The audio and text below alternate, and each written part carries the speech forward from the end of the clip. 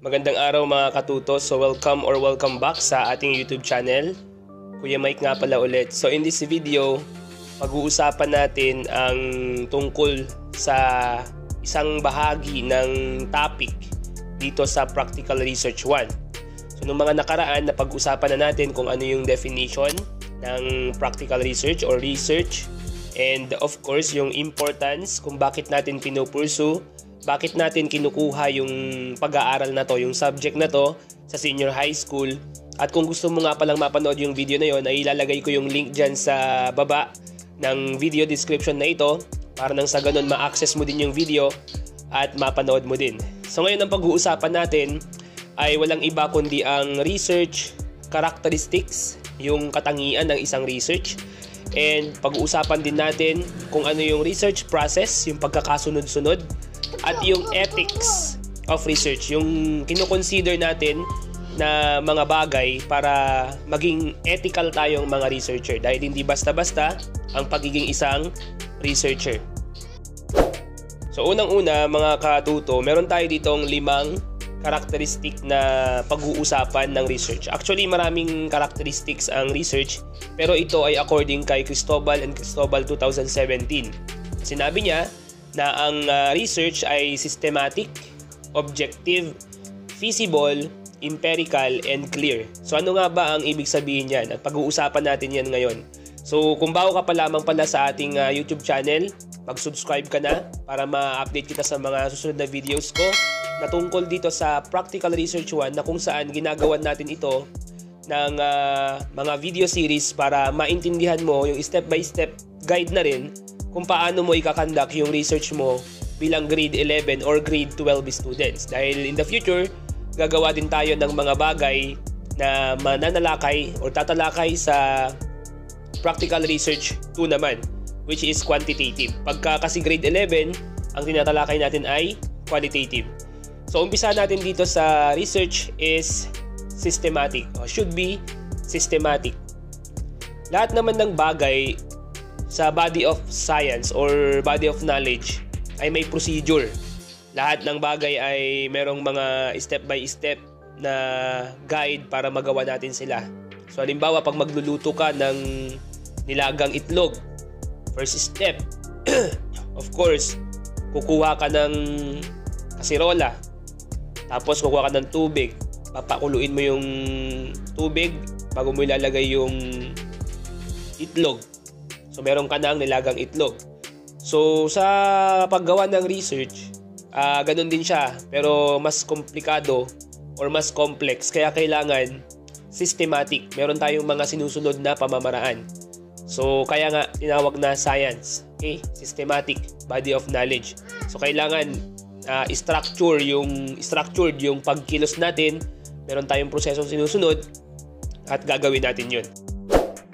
So pangalawa nga is research is objective. Pag sinabing research is objective, nangangailangan ito ng fairness. Okay, hindi siya bias.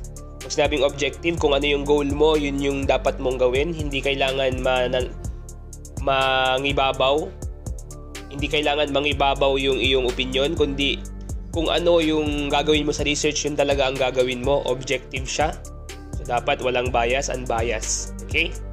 Pag sinabi namang feasible, from the word or synonymous to the word possible, sabihin kaya mong gawin, or attainable siya. Okay, executable, doable. So halimbawa, in terms of pera, kailangan yung study mo ay swak lang din sa budget mo. Yung study population mo ay kaya mong puntahan lahat. Hindi naman pwedeng interviewin mo yung 1,000,000 tao ng isa-isa, baka hindi ka matapos. So dapat pagka sinabing feasible, yung sakto lang, kaya mo lang. Especially grade 11 pa lang yung mga nanonood dito or yung mga researcher na gustong matuto tungkol sa research, ay dapat feasible yung gagawin ninyo. So pag sinabing ang ulit feasible, yun ay nasa boundary ninyo, kaya nyong gawin. Okay? At pangatlo ay meron tayong empirical. Pag sinabi nating empirical, mga katuto, lahat ng gagawin natin, lahat ng ibibigay natin sa research paper natin or katangian ng isang research ay meron dapat ebidensya. Okay, meron tayong mga basehan, meron tayong pinanghugutan. For example, yung kasabihan na dapat mahalin natin yung ating kapwa at ang Diyos. So hindi lang naman tayo ang gumawa nun, kundi merong basihan. Yun yung scripture na Biblia. So yun yung basihan ng quotation na yun. Love God and love your neighbor. So ganoon din sa paggawa ng research, pagsulat ng research, kailangan din natin na masuportahan ito ng tinatawag nating mga references, mga evidences. So yun yung tinatawag nating empirical. Panglima naman sa characteristics of research, that research should be clear. Sabihin nito, kailangan na malinaw ang ating research. Yung flow, sinundan talaga natin ng maayos. Yung step by step, merong chapter 1, may chapter 2, chapter 3, hanggang chapter 5. So lahat dapat ng nilalaman ng mga chapters na yon, yung mga subtopic na meron yung chapters na yon, dapat nakalagay lahat dun yung mga contents na kinakailangan. At yung ginamit nating mga salita, dahil English nga yung pagsulat natin ng practical research 1 or ng research natin sa grade 11 or dito sa PR1, kailangan natin gumamit ng mga clear na words lang o yung mga mababaw na salita na maiintindihan ng karamihan, yung maiintindihan nila. Hindi porke writer ka or marunong ka sa maraming mga salita, yung mga tinatawag nating highfalutin words, ibig sabihin, sasabihin mo na lahat. So, hindi ganun. Kailangan pa rin natin na balansehin yung paggamit natin ng mga salita dito sa pagkasulat natin ng research paper. So, again, ang characteristic of research paper ay una, systematic, pangalawa, objective, pangatlo, feasible, pang-apat, empirical, at panglima nga ay yung dapat klaro or with clarity or clear ang ating research. So yun yung characteristics of research. So natapos na natin yung unang objective natin sa video na to. Ang pangalawang objective natin ay yung research process. So itong research process, meron tayong 7 according to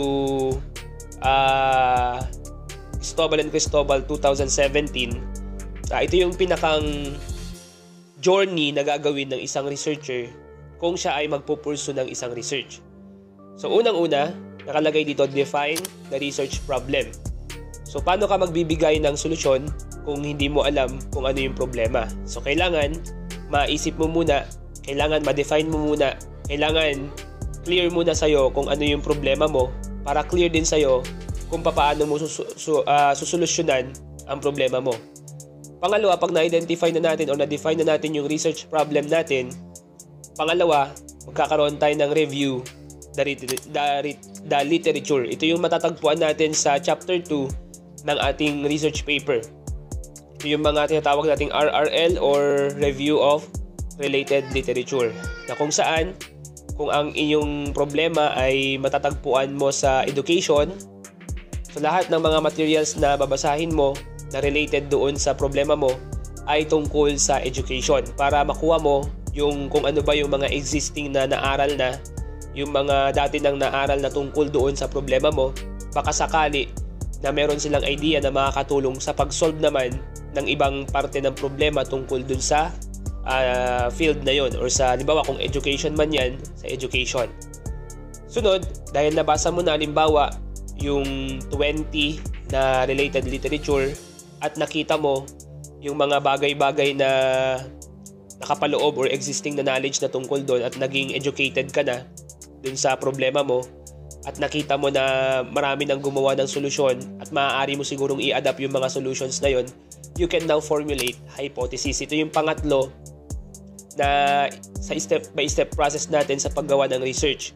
Magpo-formulate ka na ngayon ng hypothesis. Pag sinabing hypothesis, ito yung educated guess. Ibig sabihin ng educated guess, dahil nabasa mo na nga yung mga related literature, ikaw ay educated enough para sabihin kung ano yung maaaring mangyari or magbigay ng guess or generalization tungkol dun sa problema na nakita mo.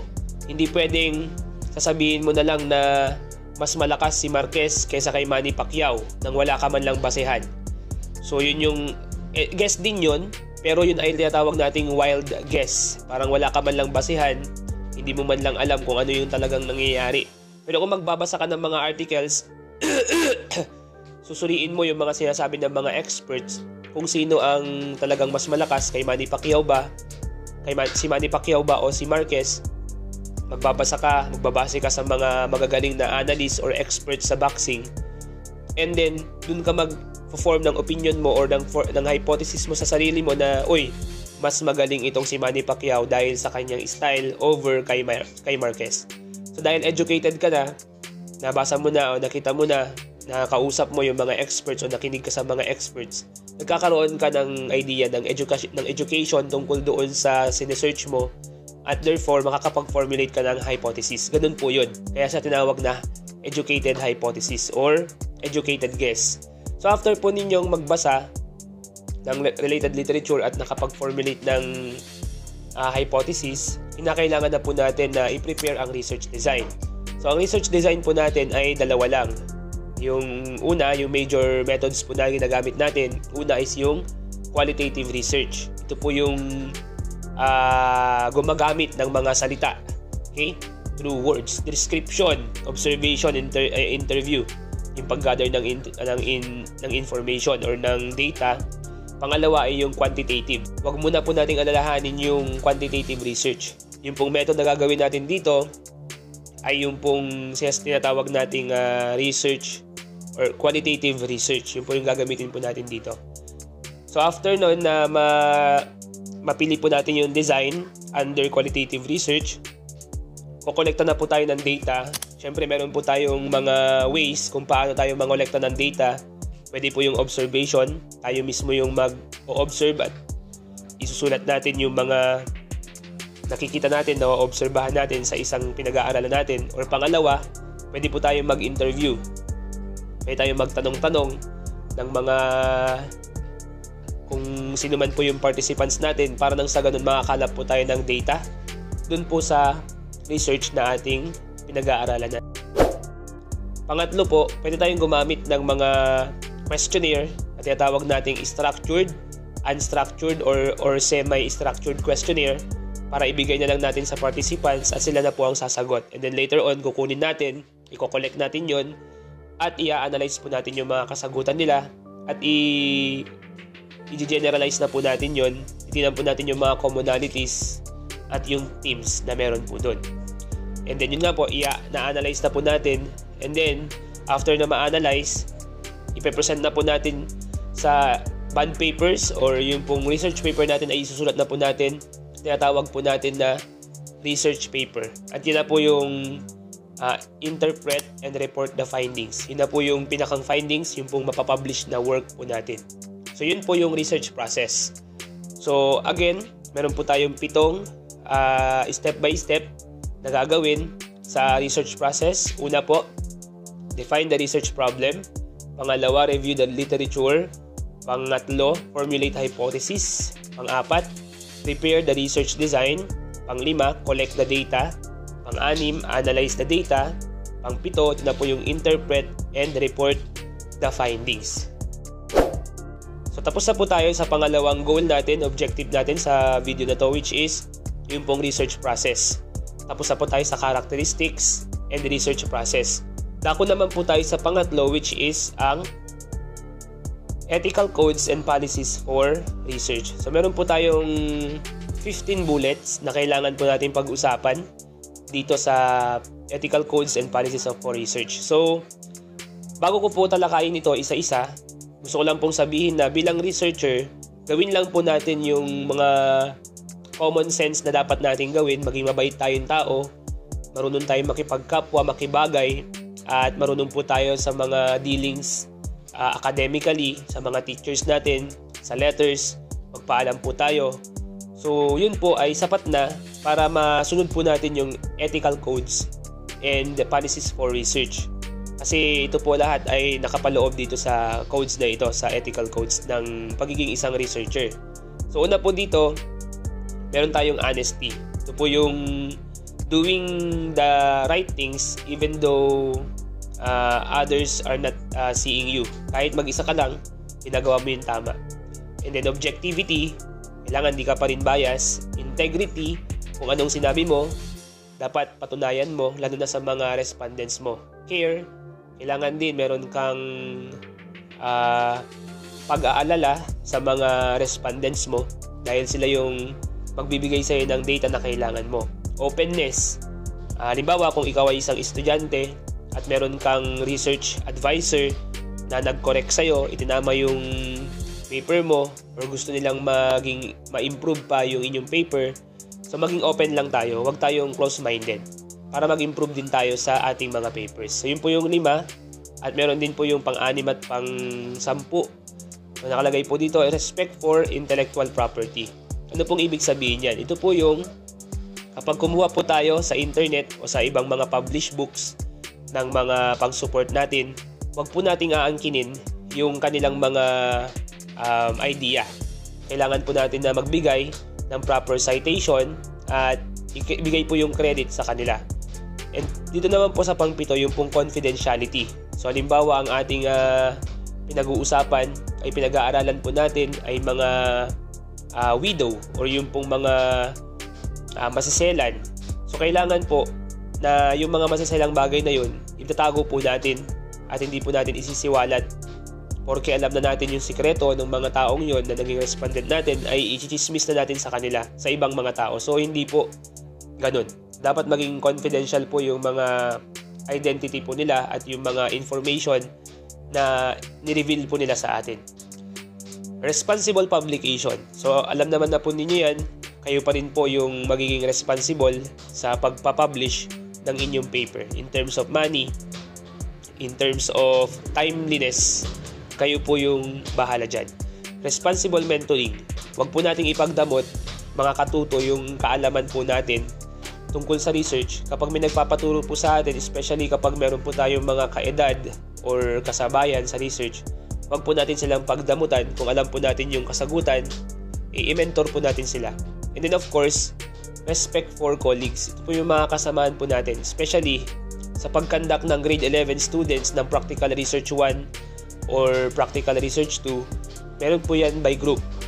Okay, madalang lang po yung mga gumagawa na school na individual, kasi mahirap pong i-check yun kung individual. Napakaraming papers po nun. Kaya ang ginagawa po ng mga teacher sa public kadalasan or even sa private po siguro ay iginugrupo po sila nang sa ganon maging madaling ma-check po yung kanilang mga papel.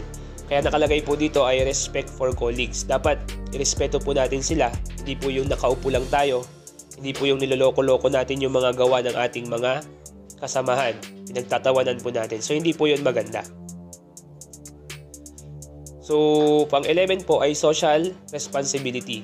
So bilang tao na gumagawa po ng research at bilang may mga kasamahan, kagrupo, ay meron po tayong responsibilidad sa isa't isa. Ganon din po sa mga tao na i-interview natin, i-observe natin. Meron po tayong mga responsibilidad sa kanila. Ganon din po yung non-discrimination. Hindi po natin kailangan piliin kung ano lang po yung gusto natin sa study natin. Halimbawa, kung meron po tayong mga pinag-aaralan ng mga AITA, so kung ilan po talaga yung kailangan natin, yun po ang pag-aaralan natin. Yung sample size na kailangan natin, yun po ang kunin natin. Hindi po natin sila i-disregard or i-discriminate or ihihiwalay sa isa't isa. Dahil gusto po natin na ma-solid or makuha talaga yung result na gusto nating result dun sa ating study. So hindi po pwede yun. Sunod po ay competence. So pag sinabing competence, overall competence sa writing competence, speaking, at intelligence, sa mga kakayanan, sa mga skills na meron po kayo. Dapat meron po tayong research competencies bilang isang researcher. Legality, alam naman na po natin ito. Ibig sabihin po nito na dapat legal po yung ginagawa natin at hindi po tayo yung bogus or yung pong mga tinatawag na colorum researcher. Hindi rin po siya kaaya-aya as a researcher sa ethical codes and policies for research. So kailangan legal po tayo, may mga letters, may mga proper na kalakaran, sinusunod po natin yung process, tamang proseso sa pagkakalap po ng mga datos. And meron din po tayong human subject protection. So halimbawa pinag-uusapan po natin, pinag-aaralan natin ay mga bata or mga kababaihan, mga masaselan po yung mga bagay po na yan dahil minsan sila po yung namamarginalize sa ating society. So kailangan po natin silang bigyan ng karampatang protection. So ito po ay kahalintulad din or kamukha din ng confidentiality. So bigyan po natin sila ng confidentiality. At yun nga po mga kababayan, mga katuto, tapos na po tayo sa pangatlong goal ng ating video dito ngayon, na kung saan na-discuss po natin ang ethical codes and policies for research. So nauna po natin, talakay po natin yung 5 na characteristics of research. Pangalawa, natapos na rin po natin yung process of research. At pangatlo, ito pong ethical codes and policies for research. So kung meron po kayong mga katanungan, mga katuto, pwede nyo pong i-comment dyan po sa ibaba para mabasa po natin at least ma-educate din po tayo or masagot po natin sa mga susunod na videos yung katanungan po ninyo. At kung hindi ka pa po pala nakasubscribe sa ating YouTube channel, mag-subscribe ka na at pakipindot na rin po ang notification bell button para ma-update ko po kayo sa mga susunod na videos po natin dito sa series na ginagawa po natin sa Practical Research 1. Once again, this is your Kuya Mike. Peace out.